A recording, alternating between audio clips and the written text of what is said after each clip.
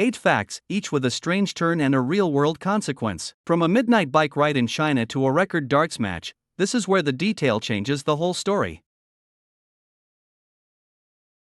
A bike ride turned into a city-scale event overnight. On one road in Hunan, shared bikes kept rolling toward Kaifeng after dark. The route linked Zhengzhou and Kaifeng in China's Hunan province. It started as a student ride on June 18, 2024, and spread by word of mouth. By November 8, the crowd had exploded. Estimates put participation at 100,000 to 200,000 people on bikes. The next day, authorities halted the trend from November 9. The ride could not keep growing in the same way. What began with students on shared bikes left a long line through Zhengzhou and Kaifeng. The clearest image is still the bikes waiting under the streetlights. He reached a darts semi-final and still said he hated every single minute. The board just kept waiting. This was the 2025 World Matchplay semi-final. James Wade was deep into a long professional darts match in a packed arena. The odd part was the clock. The match stretched so long it became the longest semi-final in World Matchplay history. That length changed the night. Every throw came with more pressure, more waiting, and less rhythm. When Wade finished, the record stayed on the board. What he remembered was the oak, the arrows, and the long night.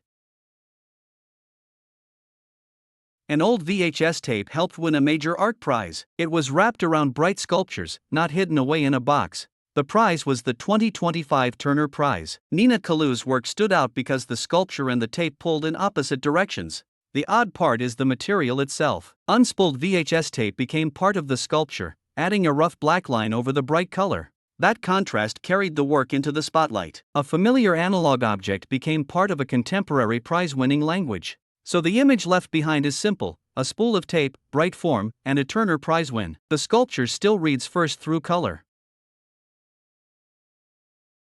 A dead Neighbours character showed up again after 25 years. The actor was Alan Dale, and fans knew the name Jim Robinson. Alan Dale is a New Zealand actor who moved into Australian TV. Before Neighbours, he played Dr. John Forrest in The Young Doctors. He played Jim Robinson on Neighbours from 1985 to 1993. The character was killed off, but soap history did not stay fixed. 25 years later, Dale returned to the series anyway. The show could reopen an old name, even after the original exit. That is the trick of a long-running soap: one old character name, one familiar set, and a return that resets the room. In some countries, Wicked brought back stage actresses to voice the same characters on film. A movie poster and a voice booth suddenly shared the same role. Wicked is a 2024 musical fantasy film. It adapts the first act of the 2003 stage musical, with Cynthia Erivo and Ariana Grande leading the story. The reason was continuity. Local audiences heard familiar stage performers return to their roles, instead of hearing completely new voices over the characters. That choice kept the translated film tied to the stage show people already knew. The same character could feel local, even while the movie traveled far beyond one theater. So the bridge between stage and screen was not just subtitles or new stars. It was a familiar voice, a microphone, and a film opening in another country. Sabre Dance crossed from a concert hall into UK rock charts. A classical melody ended up sounding like a guitar-driven hit. The piece was written by Aram Khachaturian, a Soviet-Armenian composer and conductor. He first shaped Sabre Dance as a classical work for orchestra. Later, the melody was adapted into a UK rock hit. The key move was simple: the same sharp line was carried into a louder band setting. That shift gave the classical theme a new audience outside the concert hall. Listeners heard orchestral motion through drums, electric guitar, and a driving backbeat.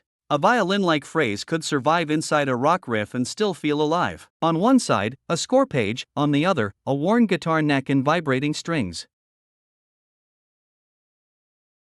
Andrew Grima's German street showroom looked like a movie set. One description called it pure Barbarella meets Bond villain lair. On German Street, Andrew Grima turned a jewelry showroom into a stage. The room was built to be seen before the pieces were seen. The clue is in the style. Barbarella suggests space-age glamour, and Bond villain lair suggests shadow, chrome, and drama.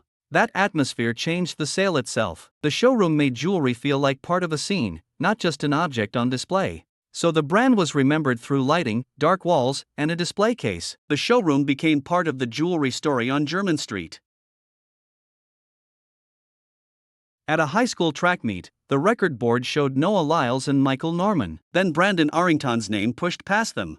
This was not an Olympic final. It was a local meet, where one younger runner lined up against the clock in the lane. The key detail is simple. Those earlier marks belonged to Noah Lyles and Michael Norman. Brandon Arrington ran fast enough to beat them at the meet. The result was a new record on the board, with Olympic-level names now sitting behind a younger athlete's mark. The meet suddenly had a headline moment. What stays with you is the lane itself. One race, one stopwatch, and a record board that changed in public. Brandon Arrington left a new number beside it. Which one surprised you most? If you want more clear, factual stories with a sharp visual hook, subscribe and tell us the next fact you want unpacked.